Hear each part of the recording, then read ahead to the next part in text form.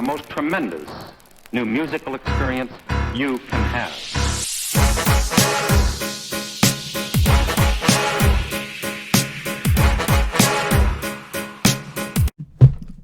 Alright, what's up, y'all? It's Logan, and I'm here bringing y'all this podcast for the week of April 9th. That's when this will be coming out. Release day this week will be April 10th of 2020. This week, I don't have much to talk about. I don't even have a real feature topic because I will be doing 2 short reviews at the end of this. But normal topics as usual, what I've been listening to, what I'm going to be listening to, and then those reviews. So, that being said, let's go ahead and get into it. What am I going to be listening to this week? I want to start with this because this will probably be the shortest one.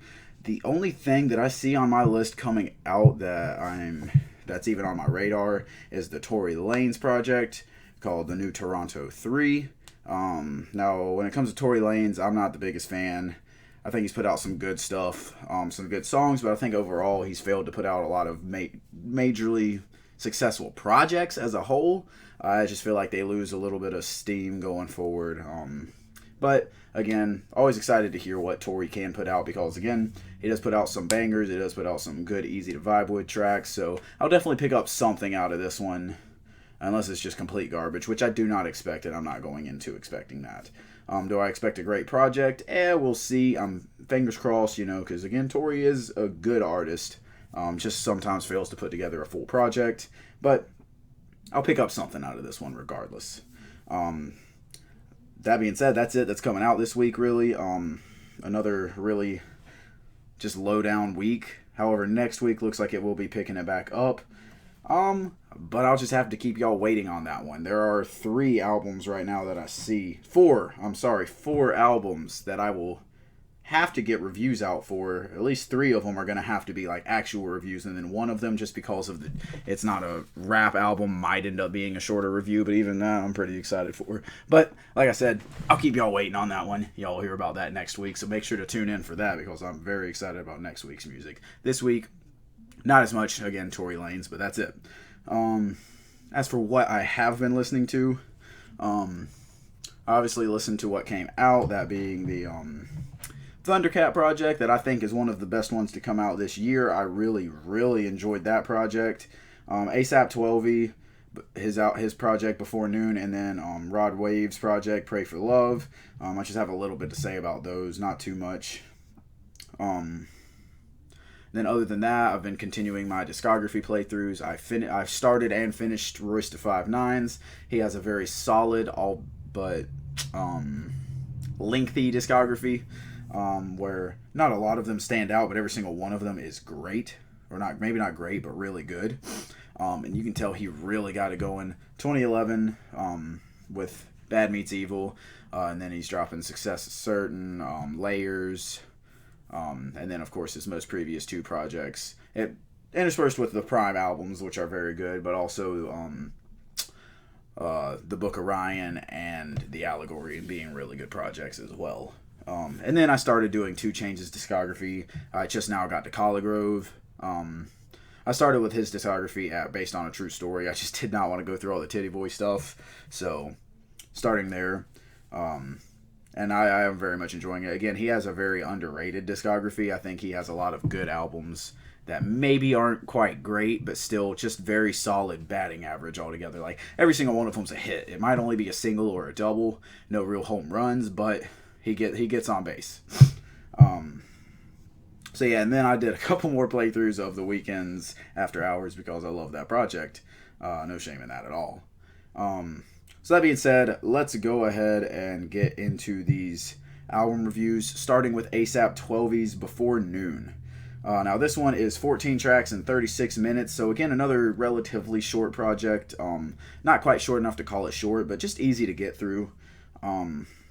And on this one, he's not coming with too much content or anything like that, but he's definitely coming with a lot of hype, just overall, just a lot of fun stuff to listen to. Setting very well into that Before Noon vibe. It's kind of stuff to wake you up almost. Whenever I first saw the title Before Noon, I was like, oh, maybe it'll be some chill stuff, but then I forgot it was ASAP 12e. Definitely lots of deep hitting bass, lots of good bass lines, definitely.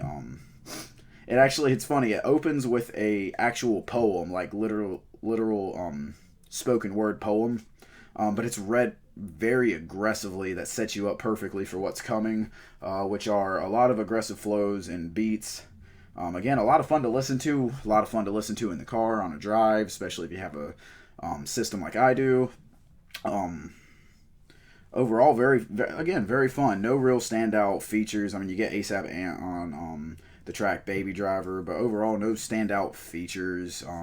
No real standout track, although I did really enjoy the songs Catch Up and Bill Collector. Those are the ones I specifically added to my collection just because, again, they are the most hype and most fun, most catchy out of all of them, in my opinion. But overall, not enough to make this one stand out. Like, nothing special about this project whatsoever. It's just fun. And it's easy to listen to, especially if you're in the mood for some more hype stuff. So that being said, I went with a 6 out of 10 on this one. Again, just nothing to make it stand out. That's pretty much it. It doesn't stand out at all. It's very bar for bar what you would expect and what you went into it thinking. Although, again, very fun to listen to. So after that, we get into Rod Wave's Pray for Love, which is 14 songs and 38 minutes. And this one is definitely different from the last one that I was just talking about. It kind of drops out of that hype type of tracks. And this one gets more into the introspective stuff, which definitely gives some topic. But again, it's not a new topic that we've never heard before. He's talking a lot about coming up, not trusting people, making his own way, losing friends, losing girlfriends, whatever, trying to hold on to the people in his life, stuff like that. And having to have motivation to get off of the streets into the rap game and being where he's at now, which again is always a good topic, but it's just nothing special per se.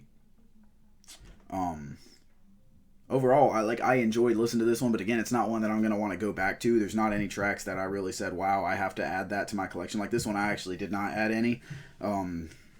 So this is overall a more solid project, but I don't know. I had to go with a 5 out of 10 on this one. Little side note, whatever I said 6 out of 10 on ASAP 12s, that was actually my original, first listen rating. My actual rating's a 4.5 out of 10. Again, not much different from a 6 out of 10 in my opinion. Just, I reserved 6 out of 10s for something that had a little bit more to grab onto.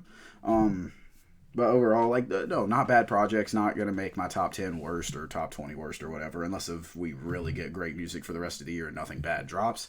But I don't see that coming. So, no, very solid projects. Just, again, nothing to make me say, I'm going to save that. I'm going to go back to it. Just a couple tracks that I added. But overall, an enjoyable drop day. I didn't even plan on listening to those, and I found some enjoyment in them, so nothing wrong with that. And then, of course, Thundercats project was great.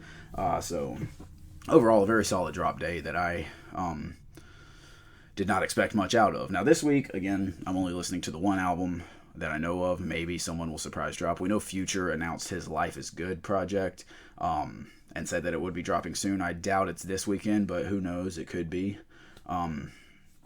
So, fingers crossed. I hate to say it, but I kind of hope it doesn't drop next week because, again, like I said, I already have 3 that I have to review, and I know Future I have to review, so that'd be 4, and then a potential 5th depending on that last one. That's an R&B project, but if it drops, it drops. Hey, I'll just work overtime.